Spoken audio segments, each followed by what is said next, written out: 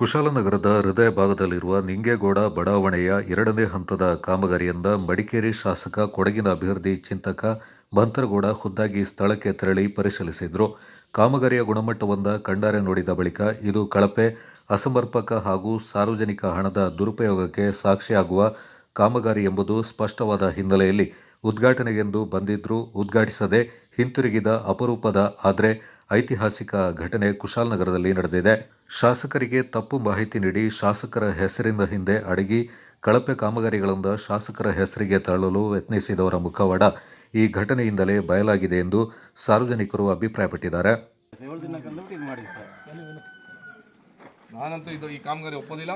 ನಾನು ಈ ಕಾಮಗಾರಿನ ಯಾಕೆ ಕಾರಣಕ್ಕೂ ಉದ್ಘಾಟನೆ ಮಾಡಲ್ಲ. ತಿದ್ದುಪಡಿ ಮಾಡಿಕೊಂಡು ನಮ್ಮ ಗ್ರಾಮಸ್ಥರು ಯಾವಾಗ ಖುಷಿ ಆಯ್ತಾರೆ ಆವಾಗ ನಾನು ಖುಷಿ. ಇಲ್ಲಿ ಗಂಟ ನಾವಿಲ್ಲಪ್ಪ, ಅಲ್ಲಿವರೆಗೆ ಬಿಲ್ ಅಧಿಕಾರಿ ಹೊತ್ತು ಹೇಳ್ತೀವಿ. ಇಲ್ಲಿ ಇದೇನ್ರಿ ಇದು ಮಾಡ್ತಾರೆ? ಹಿಂಗೆ ಆಗಲ್ಲ ರೀ. ಇದು ನೋಡ್ರಿ ಹೆಂಗೆ ಮಾಡಿದ್ದೀರಾ. ಚೆನ್ನಾಗಿಲ್ಲ, ತಿದ್ದುಪಡಿ ಮಾಡಿಸಿ ಆಯ್ತು. ಇಲ್ಲ ಊರವ್ರು ಯಾರು ಇಲ್ಲಿ ಅಲ್ಲ, ಹಿಂಗೆ ಕೂತ್ಕೊಂಡು ತಮ್ಮ ಹೆಸರಣ್ಣ ಯಾವ ಊರು? ಏನಿದು ಅದೊಂದು ಸ್ವಲ್ಪ ಡ್ರೈ ಆಗುತ್ತೆ. ಆಯ್ತು ಬಾಯ್, ಆರಾಮ್ಸೆ ಇದು ಯಾಕೆ ಸಾಕಲ್ಲ, ಸಾಕು ಬಾಯ್. ನೋಡ್ದ ಸಾಕು ಫೋನ್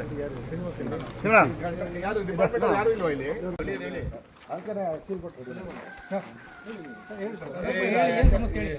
ರಜಾಕ್ ಬಾಯ್ ಹೇಳೋದು ನಮಗೆ.